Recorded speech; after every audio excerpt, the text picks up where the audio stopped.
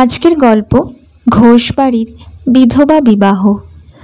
কলমে দেবিকা মিত্র। কুমোরপাড়ার ঘোষ ভিলার এককালে বেশ নামডাক ছিল, আর এখনও আছে।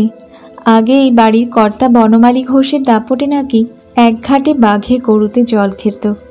সেই বনমালীর আমলের গল্পই এখানে বলবো। সেই সময়ের মেয়েরা পর্দানসীন থাকত, পড়াশোনা করার কোনো পাঠ ছিল না, তাই অল্প বয়সেই বিয়ে হয়ে যেত।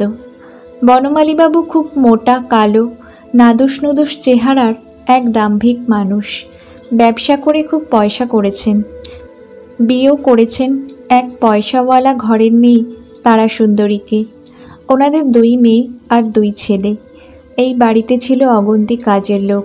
তারা রান্না করার জন্য, গোয়ালে গরু বাছুর দেখাশোনা করার জন্য, আরও অনেক কাজে অনেক লোকজন ছিল।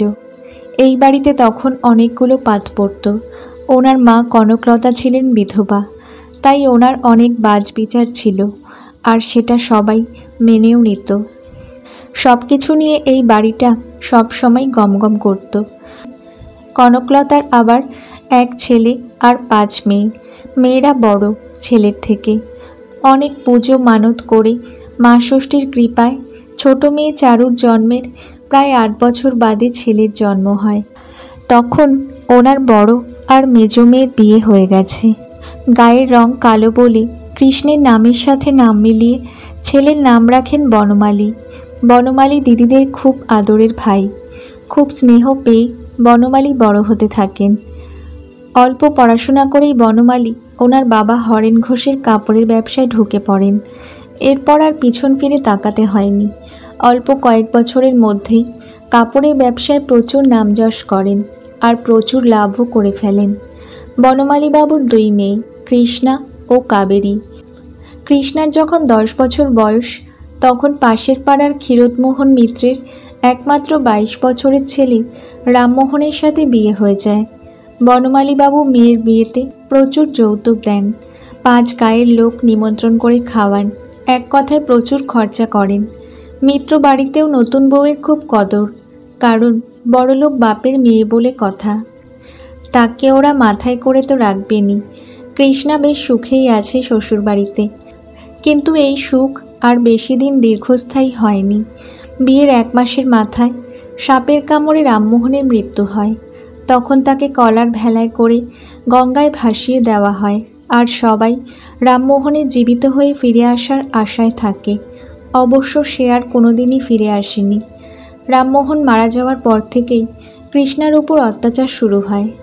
ওর দিদি শাশুড়ি ওকে অপয়া বলে মারধর করত। একবেলা 1 মুঠো সিদ্ধ ভাত খেতে দিত, আর দিনরাত কাজ করাতো। বড়লোকের মেয়ের এই অত্যাচার সহ্য হবে কেন? একদিন অসুস্থ হয়ে পড়ে, প্রায় মরমর অবস্থা। বাপের বাড়িতে খবর যায় এবং ঘোষ বাড়ি থেকে লোক এসে কৃষ্ণাকে নিয়ে যায়। 10 বছরের মেয়েটা বিধবা হয়ে বাপের বাড়িতে ফিরে আসে। এই বয়সেই সব শখ সাধ বিসর্জন দিতে হয়। ওখানে খেতে পেত না, আর প্রচুর গালিগালাজ শুনে কাজ করতে হতো। এখানে সেসব কষ্ট নেই, তবে ওকে ওর ঠাকুমার সাথে খেতে আর থাকতে হয়। এটাই ওর যত কষ্ট। এরপর বেশ কয়েক বছর বাদে কাবেরীর বিয়ে ঠিক হয়। বাড়িতে আবার একটা আনন্দের ঢেউ খেলে যায়। সব এওরা মিলে স্ত্রী আচারের কাজকর্ম করে। সেখানে কৃষ্ণার যাওয়া বারণ, কোনো কিছু ছোঁয়া বারণ। ছোট্ট মেয়েটা মুখ চুন করে ঘুরে বেড়ায়। বিয়ের দিন খুব ভোরে সব এওরা মিলে জল সইতে যাবে বলে তৈরি হয়ে বাড়ি থেকে বের হতে যাওয়ার সময় কৃষ্ণার মুখ দেখে ফেলে বলে তখন ওর মা জেঠিমা ওকে বকাবকি করেন এবং সারাদিন ওর ঘরে ওকে বন্ধ করে রেখে দেন, যাতে আর কোনো বাধা সৃষ্টি করতে না পারে। ছোট্ট মেয়েটা সেদিনও খুব কেঁদেছিল। ওর যে খুব ইচ্ছা ছিল ছোট বোনের বিয়েতে মজা করবে।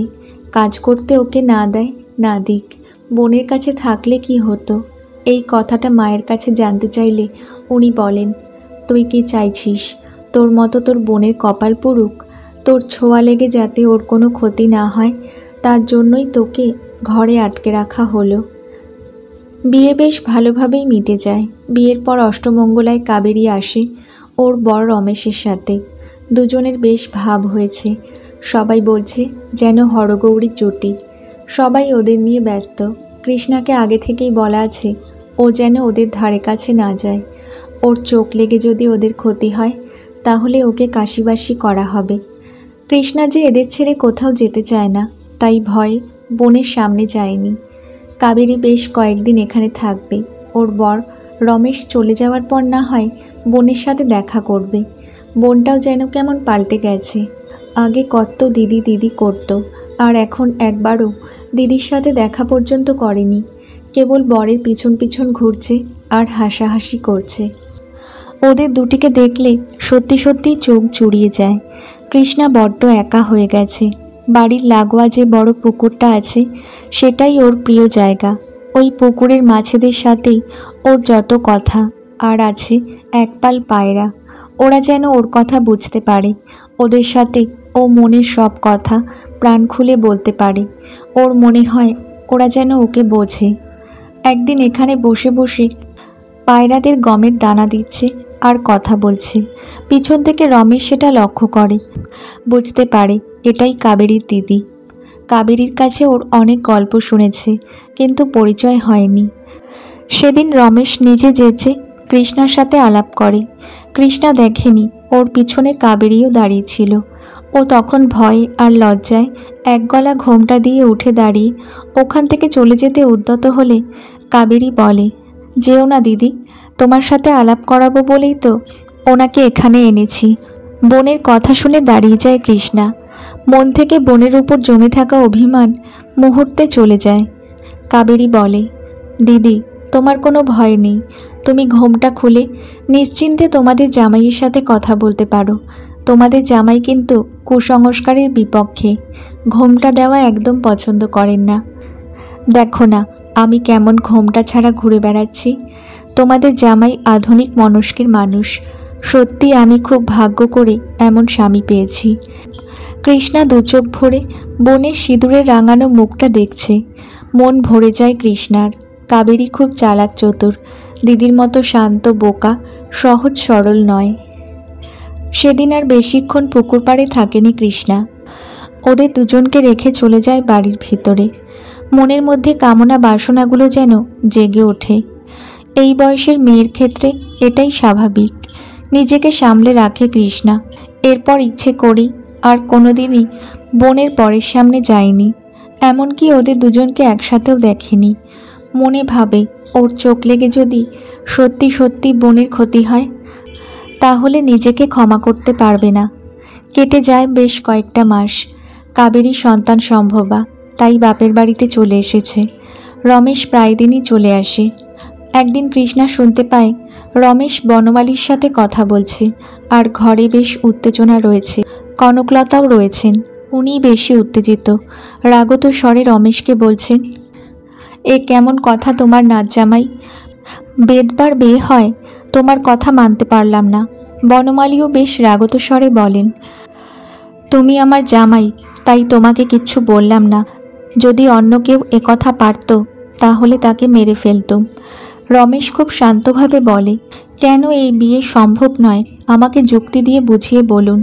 যেখানে বিদ্যাসাগরের মতো পণ্ডিত মানুষ এই বিয়েকে প্রাধান্য দিয়েছেন, যেখানে ওনার ছাত্ররা এক একজন এক একটা করে বিধবা বিবাহ করে সুখে ঘর সংসার করছে, সেখানে এটা কেন ন্যায্য নয়? এই বয়সের বাল্য বিধবারা কি এইভাবেই অকালে ঝরে যাবে? আমরা যদি ওদের নিয়ে না ভাবি তাহলে ওদেরকে দেখবে। তাছাড়া আমি যার সাথে দিদির বিয়ের কথা বলছি তিনি কিন্তু বিপত্নিক। তিনি বিপত্নিক হয়ে যদি আবার দ্বার গ্রহণ করতে পারেন তাহলে দিদি পারবেন না কেন? সেদিন রমেশের যুক্তির কাছে বনমালী হার মেনে নেন। যুক্তি খাড়া করতে পারেননি, তাই চুপ করে যান।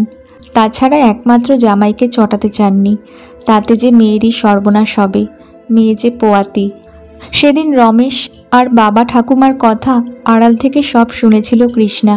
মন আনন্দে নেচে ওঠে, নতুন করে বর আর ঘর পাবে এই ভেবে। সমাজের তোয়াক্কা না করে রমেশের খুড়তুতো দাদা পরমেশের সাথে কৃষ্ণার বিয়ে হয়ে যায়। রমেশ দাঁড়িয়ে থেকে বড়শালীর বিয়ে দেয়। কাবেরী আর কৃষ্ণা একই বাড়িতে বউ হতে পেরে খুব খুশি। বনমালী বা কনকলতা জামাইয়ের এই কাজে খুশি না হয়ে পারেননি।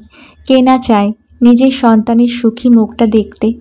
সেদিন লাল বেনারসি আর রাঙা চেলিতে কৃষ্ণাকে খুব সুন্দর লাগছিল, যতটা না ভালো লাগছিল রামমোহনের সাথে বিয়েতে। পরমেশ আর কৃষ্ণার জুটিকে খুব মানিয়েছে। কনকলতা বলেন, যেন লক্ষ্মী নারায়ণ। সেই প্রথম কুমোরপাড়া গ্রামে আর ঘোষবাড়িতে বিধবা বিবাহ হলো। সেই জন্য এই বাড়ি আজও বিখ্যাত। ধন্যবাদ।